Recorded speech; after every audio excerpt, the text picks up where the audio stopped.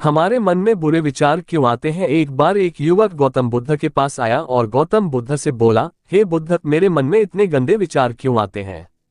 हम हावी क्यों हैं? ये बेलगाम क्यों हो जाता है? आपने अब तक कितनी बार अपना वादा तोड़ा है? क्या आप इस पानी का बहाव रोक सकते हैं? गुरु ने शिष्य से कहा, ये क्या है? तो देखा आपने संगति का असर क्या होता है। हमारे मन में बुरे विचार क्यों आते हैं? हम नहीं चाहते, लेकिन फिर भी हमारे मन में गंदे ख्याल आते रहते हैं। लेकिन क्यों? मन हमारा सबसे बड़ा मित्र है और मन ही हमारा सबसे बड़ा शत्रु है। जब हम अपने मन के अनुसार चलते हैं तो मन हमें भटका देता है, और जब हम मन को संतुलित कर लेते हैं तो हमें जीवन में सब कुछ मिल जाता है। मन के गंदे विचार खत्म हो जाएंगे, ये सुन लो। हम अपने मन में आने वाले गंदे विचारों को रोकने की कोशिश करते हैं, लेकिन जितना हम रोकते हैं उतने ही अधिक ये विचार हमारे अंदर प्रवेश करते हैं। आप किसी चीज से जितना दूर भागेंगे, वह चीज उतनी ही ज्यादा आपके पास आएगी। इसलिए उस चीज से दूर न भागें, बल्कि उस पर संतुलन बनाए रखें। एक बार एक युवक गौतम बुद्ध के पास आया और गौतम बुद्ध से बोला, हे बुद्ध, मेरे मन में इतने गंदे विचार क्यों आते हैं? मैं नहीं चाहता कि मेरे मन में गंदे विचार आए, लेकिन वासना के विचार हमेशा मेरे मन में चलते रहते हैं और मैं उनके बारे में सोच सोच कर बहुत परेशान रहता हूँ। ये सब सोचने में मेरी ऊर्जा और समय बर्बाद होता है, और इन्हीं सब विचारों के कारण मैं कभी कभी शांत नहीं रह पाता और हमेशा महिलाओं को देखकर मोहित हो जाता हूँ। खुद को रोक नहीं पाते। बुद्ध मुस्कुराए और उन्होंने उस युवक से पूछा, क्या तुम जानते हो कि यह वासना क्या है? तब लड़के ने जवाब दिया और कहा, बुद्ध, मुझे नहीं पता वासना क्या है, लेकिन हाँ, जो भी है ये बहुत बुरी बात है।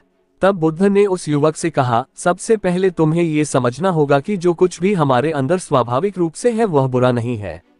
इसकी हमारे जीवन में किसी न किसी रूप में आवश्यकता पड़ती है। वासना कोई बुरी चीज नहीं है। ये हमारे मन की एक भावना है जो हमें किसी न किसी चीज की कमी का एहसास कराती है, और फिर हम उस चीज को पाने के लिए उस चीज की ओर आकर्षित हो जाते हैं। जैसे अगर आपके पास पैसे की कमी है तो आपके मन में पैसे पाने की इच्छा होती है।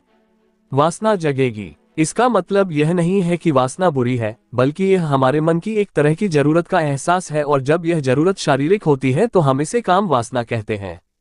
बी युवक ने गौतम बुद्ध से कहा, बुद्ध, मैं वासना का अर्थ तो समझ गया, लेकिन आप ही बताइए कि यह कहाँ से आती है और कैसे आती है। गौतम बुद्ध ने कहा कि वासना कहीं से नहीं आती, ये हमारे अंदर ही है और इसका होना जरूरी है, तभी मानव जाति का विस्तार होगा। युवक ने कहा, जब ये हमारे अंदर है और जरूरी भी है तो लोग इसे गलत क्यों कहते हैं? बुद्ध ने कहा, यही समस्या है। लोगों ने वासना के बारे में गलत सोच रखी है। वे इसे छुपाने और दबाने की कोशिश करते हैं। वासना गलत नहीं है, लेकिन वासना का गलत तरीके से उपयोग करना गलत है।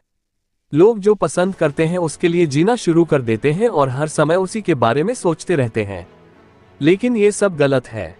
बुद्ध ने युवक से कहा, क्या तुम्हें पता है कि जानवर भी सेक्स करते हैं? युवक ने उत्तर दिया, हाँ बुद्ध, जानवरों में भी वासना होती है, क्योंकि जानवर भी अपनी पीढ़ी को आगे ले जाएंगे। बुद्ध ने कहा, तो फिर हम जानवरों की वासना को गलत क्यों नहीं कहते? युवक ने कहा, मैं नहीं जानता महात्मा, आप ही बताएं। गौतम बुद्ध ने कहा था कि जानवर अपनी वासना का उपयोग सुख के लिए नहीं करते, वे अपनी वासना का उपयोग केवल संतान प्राप्ति के लिए करते हैं।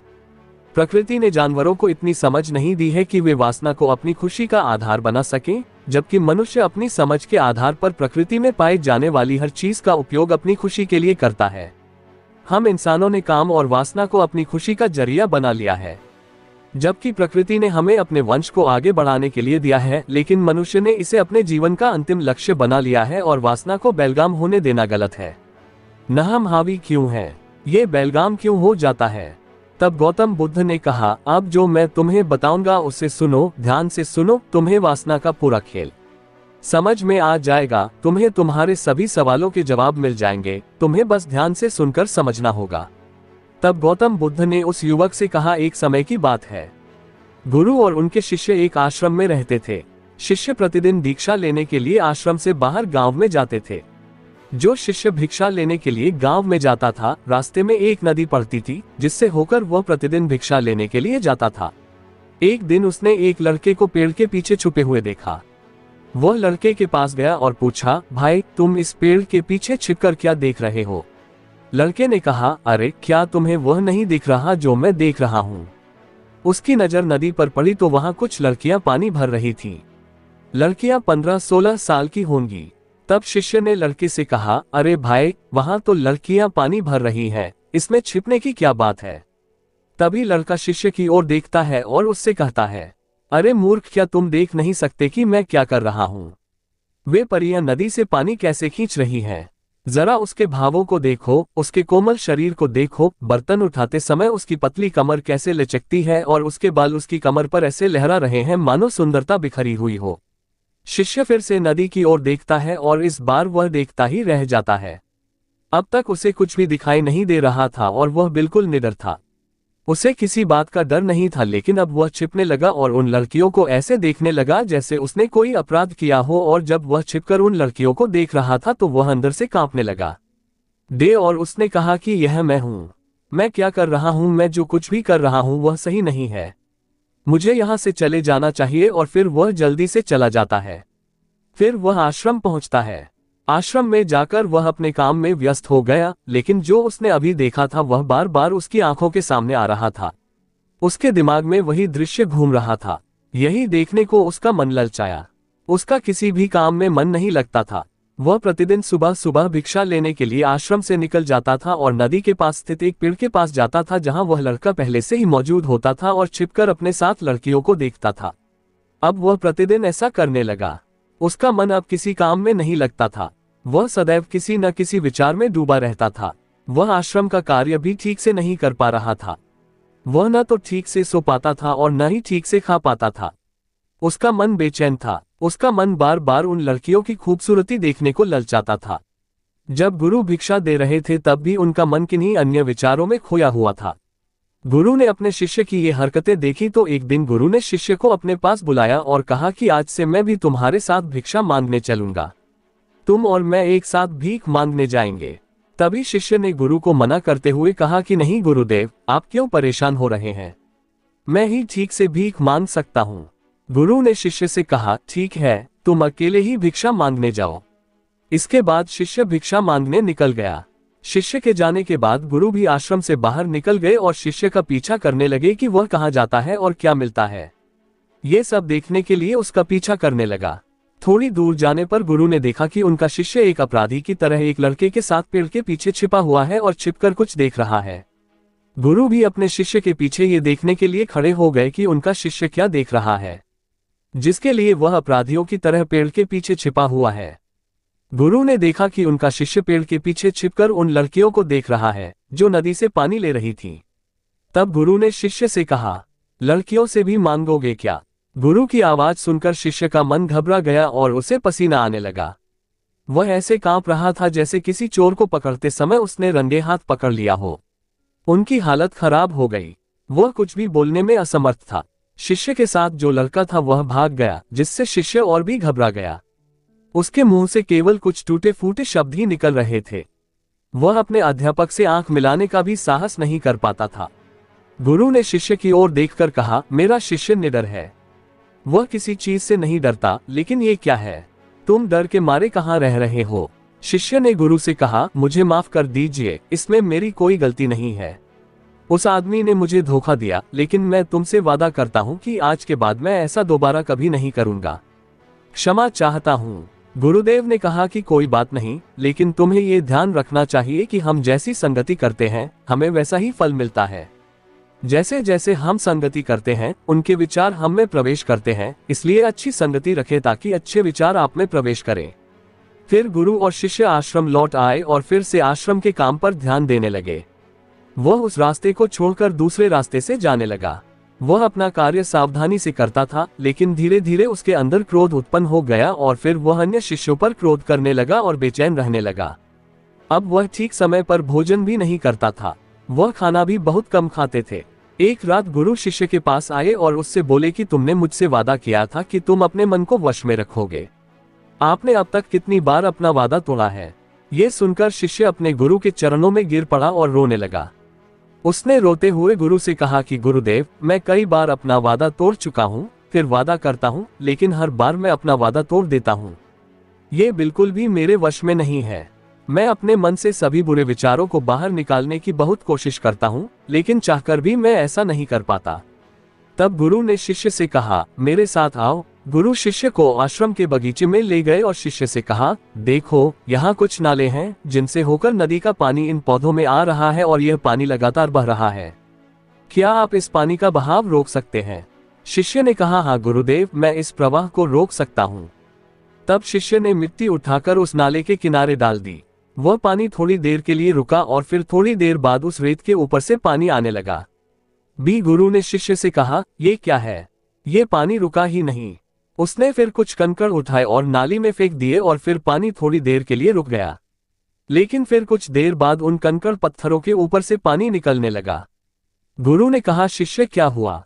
पानी फिर आ गया है। आप कह रहे थे कि रोकेंगे। क्या हम किसी चीज को पूरी तरह से रोक सकते हैं?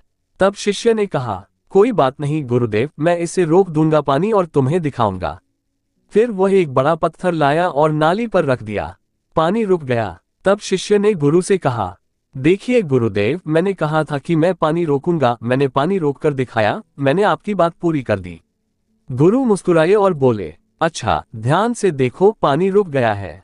क्या ये पीछे नाली को तोड़कर बाहर आ गया है और अगल बगल से बह रहा है? और ध्यान से देखिए, यह इस पत्थर के सामने भी आ गया है और यह पानी अपना रास्ता बदलकर फिर से आगे की ओर बह जाएगा। फिर कुछ देर बाद वही हुआ। तब गुरु ने शिष्य को समझाया, आपके साथ भी ऐसा ही हो रहा है। आप बार बार प्रयास कर रहे हैं और अधिक प्रयास कर रहे हैं, लेकिन हर बार आपका प्रयास टूट रहा है और टूटता ही रहेगा। यह पत्थर तुम्हारा पुरुषार्थ है और यह जल तुम्हारा विचार है। चाहे आप कितना भी बड़ा पत्थर रख दो, पानी अपना रास्ता ढूंढ ही लेगा। ये देखकर शिष्य ने पूछा, हे गुरुदेव, क्या कोई रास्ता नहीं है जिससे मैं गंदे विचारों से बाहर निकल सकूं? गुरु ने कहा, एक रास्ता है। यह पानी जिस नदी से आ रहा है, आप केवल वहां से इस पानी का मार्ग बदल सकते हैं। गुरु शिष्य को एक नदी के पास ले गए जहां से पानी उस बगीचे में आ रहा था। गुरु ने शिष्य से कहा, इस नदी से पानी जा रहा है जहां से बगीचे में पानी जा रहा है। अगर हम उसका रास्ता रोक दें तो क्या हम पानी नहीं रोक सकते? शिष्य ने कहा, हाँ गुरुदेव, ऐसा अवश्य हो सकता है। मैं यहां से इस पानी को बंद कर देता हूं। फिर सामने नाली में पानी नहीं जाएगा और फिर बगीचे में पानी नहीं जाएगा। तब गुरु ने कहा, शिष्य, यदि बगीचे में पानी ही नहीं रहेगा तो पेड़ पौधों को पानी कहां से मिलेगा? उन पेड़ पौधों को पानी की जरूरत होती है। तब शिष्य ने सोचा और कहा, यह बात मेरे दिमाग में कभी नहीं आई। इस पानी का बगीचे में जाना भी जरूरी है। गुरु ने कहा, और उनमें से कुछ पेड़ पौधे ऐसे भी हैं जिन्हें रोजाना पानी की जरूरत होती है। वे सूख कर मर जाएंगे, हमें पानी खोलना पड़ेगा। गुरु की बात सुनकर शिष्य ने पानी के लिए रास्ता खोला। तो गुरु ने पूछा, यदि हम इस नदी का सारा पानी बगीचे की ओर मोड़ दें तो क्या होगा? शिष्य ने उत्तर दिया, गुरुदेव, वहां जीत हासिल करने के लिए पेड़ पौधे हैं। वे सब पिघल जाएंगे और कुछ भी नहीं बचेगा। गुरु मुस्कुराए और बोले, आप ये समझिए, हमें कुछ भी रोकना नहीं है, बस हमेशा संतुलन बनाए रखना है। पौधे कम पानी से नष्ट हो जाते हैं तथा पौधे अधिक पानी से भी नष्ट हो जाते हैं। हमारा जीवन संतुलन पर चलता है। गुरु ने शिष्य से कहा, अगर मैं तुम्हें आम के बारे में कुछ ऐसा बताऊं जो तुम्हें नहीं सोचना चाहिए, तो तुम्हारे दिमाग में सबसे पहले किसकी तस्वीर आएगी? गुरु ने कहा, जब हम अशुद्ध विचारों को बलपूर्वक रोकने का प्रयास करते हैं तो वे और अधिक मजबूती से हमारे अंदर प्रवेश कर जाते हैं। इसलिए हमें कभी भी उन्हें दबाने की कोशिश नहीं करनी चाहिए। तब गुरु ने शिष्य से कहा, बुरे लोगों की संगति के कारण भी हमारे मन में गंदे विचार आते हैं। कई बार कामुकता हमारे अंदर नहीं होती, लेकिन कुछ अश्लील लोगों के साथ रहने के कारण वह हम पर हावी हो जाती है। तब शिष्य ने कहा, गुरुदेव, आप सही कह रहे हैं, मैं रास्ता भटक गया था। तब वह शिष्य उस रात बहुत शांति से सोया। सुबह उसने अपना काम पूरे मन से किया और फिर सुबह वह भिक्षा लेने के लिए उसी रास्ते से चला गया जहां वह लड़का अभी भी पेड़ के पीछे छिपकर उन लड़कियों को देख रहा था। शिष्य उसे नदी पर ले गया जहां लड़कियां पानी भर रही थीं। उन्होंने उन लड़कियों से पानी मांगा और उनमें से एक लड़की ने उन्हें पानी दिया और शिष्य के पैर छुए। शिष्य ने उन्हें आशीर्वाद दिया कि आप स्वस्थ रहें ताकि मानसिकता सकारात्मक ऊर्जा से भर जाए। उसके चेहरे पर ऐसी मुस्कान आ गई मानो उसे कोई खोई हुई चीज वापस मिल गई हो। वह अपने रास्ते पर वापस जाने लगा। तभी पेड़ के पीछे छिपा लड़का पीछे से आया। वह शिष्य के पास आया और बोला कि क्या बात है, आज आपने करीब से देखा है, तुम तो मुझसे भी आगे निकल गए। तब शिष्य ने कहा, हम हमेशा दूसरों को देखने में लगे रहते हैं। किसी ऐसे व्यक्ति को बताएं जो आपको पसंद हो। अगर वह भी तुम्हें पसंद करती है तो शादी कर लो और उससे पहले तुम कुछ बन जाओ। अपने आप को पहचाने, इस तरह अपना समय बर्बाद न करें। फिर वह लड़का उस शिष्य से रोज मिलने लगा और उसने उस लड़के को नदी पर न जाने के लिए प्रेरित किया और फिर वह लड़का अपने जीवन में कुछ बनने के लिए संघर्ष करने लगा। तो देखा आपने संगति का असर क्या होता है। अपनी संगति बदलो, अपने विचार बदलो। गुरु ने शिष्य से पूछा, क्या तुम्हें तुम्हारे सभी प्रश्नों के उत्तर मिल गए? तब शिष्य ने कहा, हाँ महात्मा जी धन्यवाद। तब गुरु ने शिष्य से कहा कि जब तुम्हारे मन में गंदे विचार आए तो खुद को दोषी मत मानना। ये शरीर है और यह सब इसने हजारों वर्षों से सीखा है। ये सिर्फ आपके सोचने या शपथ लेने से टूटने वाला नहीं है, बल्कि आपके पास वह शक्ति है, वह ऊर्जा है जिसका आपको संतुलन में उपयोग करना है। आप एक जीवित ऊर्जा हैं जो कुछ भी अनुभव करने के लिए स्वतंत्र है। इसलिए आप स्वयं को जानते हैं। इस कहानी से हमें ये सीख मिलती है कि हमारे विचार बहुत महत्वपूर्ण हैं। हमारे विचार ही हमारे भविष्य की दिशा तय करते हैं। हमें अपने मन में पूरी ताकत से सकारात्मक विचारों को अपनाना चाहिए ताकि हम सही दिशा में आगे बढ़ सकें। उम्मीद करते हैं कि आपको ये वीडियो अच्छी लगी हो तो वीडियो को लाइक करें और इस चैनल को सब्सक्राइब करें। धन्यवाद।